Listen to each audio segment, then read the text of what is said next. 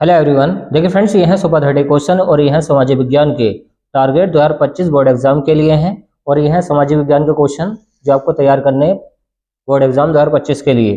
तो शुरू में आपको मिलेंगे ऑब्जेक्टिव क्वेश्चन और ये सारे के सारे ऑब्जेक्टिव क्वेश्चन क्या वेरी वेरी आईएमपी हैं।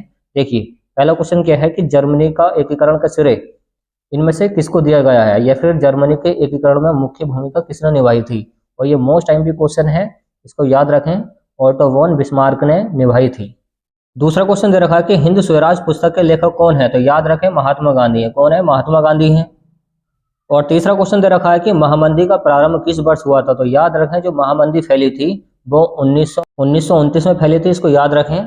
और चौथा क्वेश्चन है कि वर्नाक्यूलर प्रेस एक्ट कब लागू किया गया था, ये 1878 में कर दिया था इन्होंने लागू। और पांचवा क्वेश्चन क्या वो समझते हैं। पांचवा क्वेश्चन क्या है वो देखिए कि निम्नलिखित में से कौन सा ऊर्जा का परंपरागत स्रोत है। तो देखिए गैर परंपरागत तो काफी बार पूछा गया। अगर पूछे कि गैर परंपरागत तो सौर ऊर्जा भी है, पवन ऊर्जा भी है, कोयला भी है। बट इसमें उल्टा पूछा है, इसमें पूछा परंपरागत स्रोत कौन सा है, तो वह है ज्वारीय ऊर्जा। ओके, इसका लास्ट वाला हो जाएगा। छठा क्वेश्चन क्या है कि निम्नलिखित में से कौन सा खनिज आधारभूत है।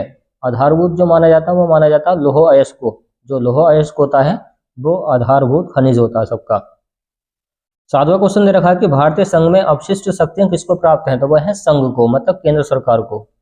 और आठवां क्वेश्चन क्या वो देखिए, आठवां क्वेश्चन दे रखा है कि सामान्यतः किसी देश का विकास निम्नलिखित में से किस आधार पर निर्धारित किया जाता है, या किसी देश का विकास आधारित होता है, तो वह होता है प्रति व्यक्ति आय, इस पर भी होता है। औसत साक्षरता स्तर, इस पर भी होता है, मतलब कितनी परसेंटेज है पढ़ी लिखी। और लोगों की स्वास्थ्य स्थिति पर भी निर्भर करता है। तो ये सारे के सारे हो जाएंगे, इसका लास्ट वाला करेक्ट हो जाएगा इनमें से सभी।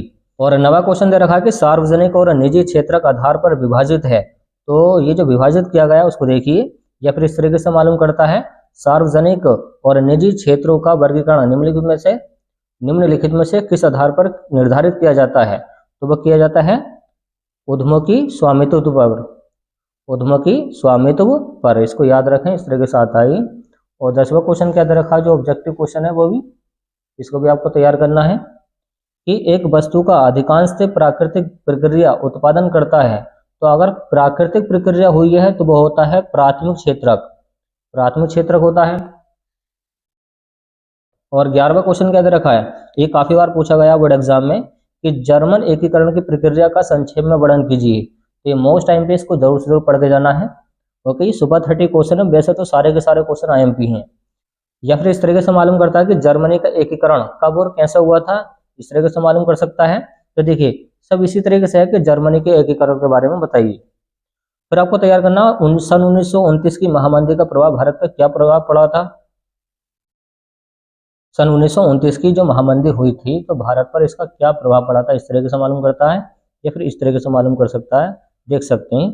और है यही वाला क्वेश्चन, बस महामंदी आ जाए इसके अंदर। अगर हम महामंदी आ जाए तो आपको यही क्वेश्चन लिखना है। और देखिए 13वां क्वेश्चन क्या है कि महामंदी के कारणों की विवेचना कीजिए। अगर आपने जो थ्योरी इसमें याद करी अगर वो इसमें भी लिख दी तो भी चलेगी। तो इसमें अलग से ही मालूम किया गया है कि वैश्विक आर्थिक महामंदी के किन्हीं 3 कारणों का उल्लेख कीजिए। और क्वेश्चन नंबर 14 जो 14 क्वेश्चन है वो तैयार करना आपको, जैव विविधता क्या होती है, तो मानव जीवन में इसकी क्या महत्ता का वर्णन कीजिए, इसके बारे में पढ़ना है। देखिए सारे के सारे जो क्वेश्चन है ये पहले आपको बता दिए हैं, इस क्वेश्चन बैंक पे हमने निशान लगाए थे तब। और 15वां क्वेश्चन क्या है कि चावल की खेती के लिए उपयुक्त भौगोलिक परिस्थितियां कौन कौन सी है, मतलब चावल कितने टेम्परेचर में उग के आता है, कितना पानी चाहिए उसको उगाने के लिए, और कौन से मौसम में उग के आता है, तो सब उसके बारे में आपको लिखना है।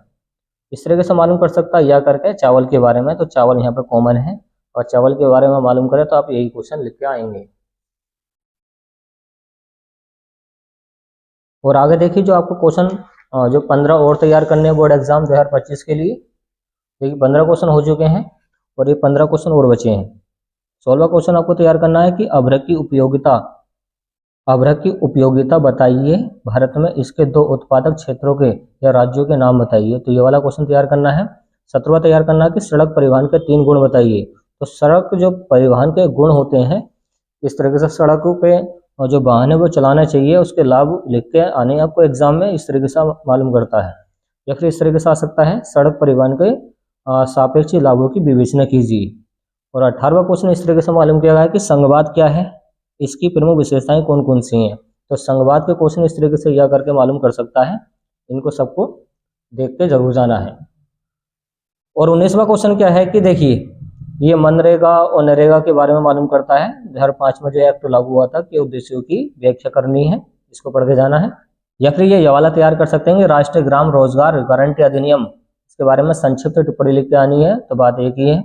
20वां क्वेश्चन आपको तैयार करना, विदेश व्यापार विभिन्न देशों के बाजारों के एकीकरण में सहायक रहा है, इस कथन को स्पष्ट कीजिए। तो इसके बारे में पढ़कर जरूर जाना है।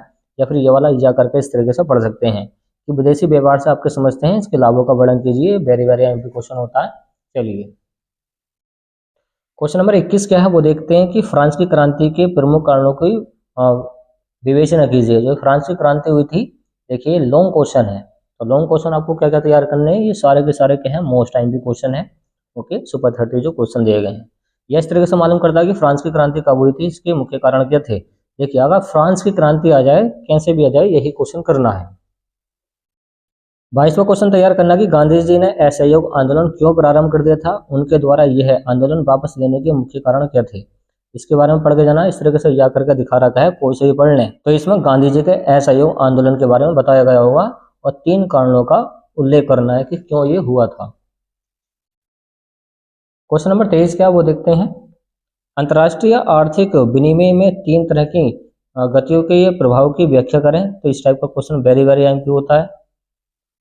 24वां क्वेश्चन क्या है कि मृदा अपरदन से क्या अभिप्राय है। मृदा अपरदन से क्या अभिप्राय है, मोस्ट एमपी क्वेश्चन है। या फिर इस तरीके से मालूम करता है, मृदा अपरदन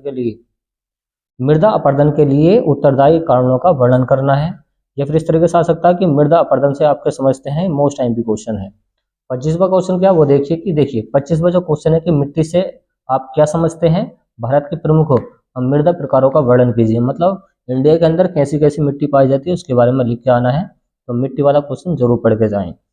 26वां क्वेश्चन दे रखा है कि भारत की संघीय व्यवस्था की विशिष्टताओं का वर्णन कीजिए। तो इसके बारे में पढ़ के जरूर जाना, मोस्ट एमपी क्वेश्चन है कि भारत की संघीय व्यवस्था किस प्रकार इसकी विशेषताएं फैली हैं। तो 4 लक्षण भी बता के आने हैं इसके। 27वां है कि लोकतंत्र किस तरह उत्तरदायी या जिम्मेदार होता है, एक वैध सरकार का गठन करता है जो लोकतंत्र होता है। या इस तरीके से मालूम कर सकता है कि लोकतंत्र उत्तरदायी, जिम्मेदार एवं वैध शासन क्यों माना जाता है। तो ये मोस्ट एमपी क्वेश्चन है, पढ़ के जरूर जाएं।